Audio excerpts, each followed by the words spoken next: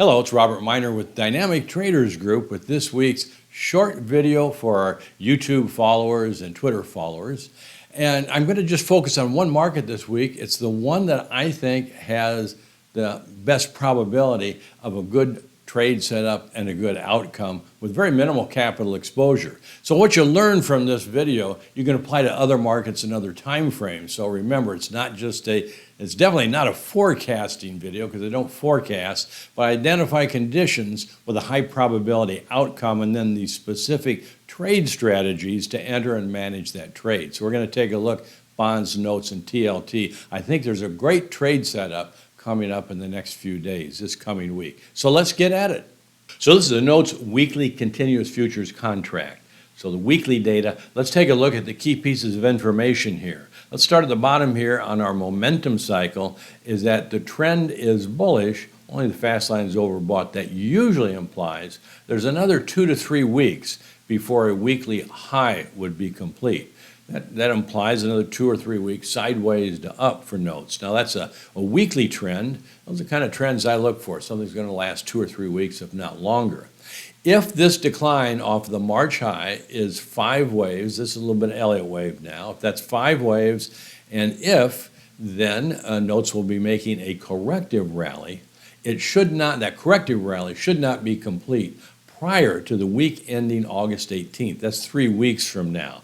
Well, why is that? Because that's a 38% time retracement of the 5-wave decline, and typically a correction against a 5-wave impulse trend is not complete prior to the 38% time retracement. It could go longer, quite a bit longer, but that's a minimum, and that's what's helpful information. If we have our momentum cycle positive, and if our pattern position is indicating at least another 2 to 3 weeks sideways to up, they're both telling us the same thing, then we might want to look for an opportunity to get long. Well, let's do that. Let's go to the daily data.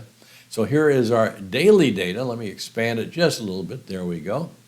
Through Friday the 28th. So of course we had on last Wednesday, we had the Fed announcement. We had a spike down the day after the Fed announcement and then a sharp reversal. We call this a snapback reversal on Friday. No follow through to this news event decline. And it tagged the 78.6% retracement, typically the maximum retracement for a correction. And if that's the case, we're in a position to have completed a correction as of Friday. The daily momentums are dual look-back bullish from the oversold zone and nowhere near the overbought zone. That implies at least a few days sideways up, the immediate trend.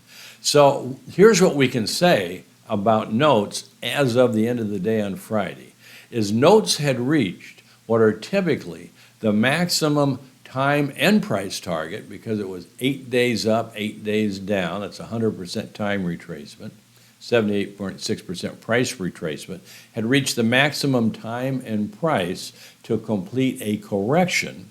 And it's doing that while the weekly momentum cycle is bullish and the daily momentum cycle is bullish. So what it offers us is an opportunity to position on the long side with a stop no further than below Friday's low. So I like closing data. So my trade strategy would be on Monday, or any day I should say, next week, as long as notes have not traded below Friday's low, any day that they close higher, that's a trigger to be long for the potential of an advance of the last 2 to 3 weeks and exceed the July high.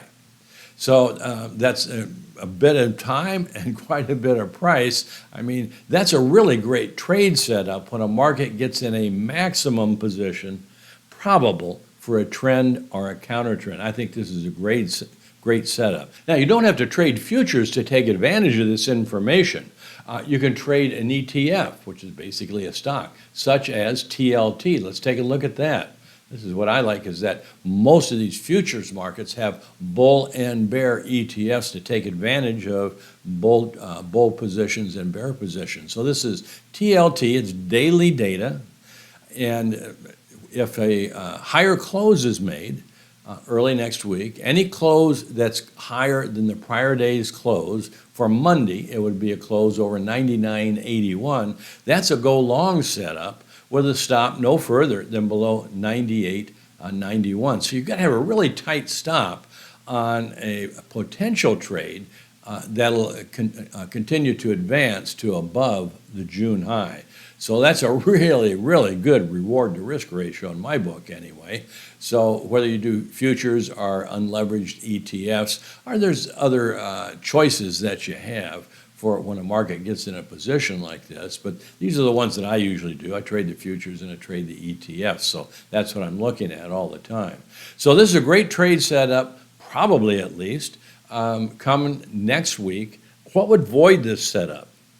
Well, certainly a new closing low. So the closing low so far would be that spike down, that Newsday low on Thursday. So if TLT or if notes or bonds, they're all basically trend the same, if they were to close below Thursday's close, then more than likely this is not a corrective decline. Something else is going on. Maybe the trend is reversing to bearish even though the momentum cycles are bullish. I mean, that happens. So that would void this setup. But unless they close below Thursday's close, it's in a position for long trade setups for a potential advance to well above the June high. Well, that's it for today, my friends. If you like what you learned, if you like what you heard, check us out at dynamictraders.com, where DT reports updates all the major financial markets 3 times a week. So if you want to be alerted to trade opportunities, and if you want to learn how to trade from entry to exit on any time frame in any actively traded market, check us out at dynamictraders.com. Thanks a lot for watching the video. I'll be back with you in a week or two. Take care. Robert Miner, over and out for now.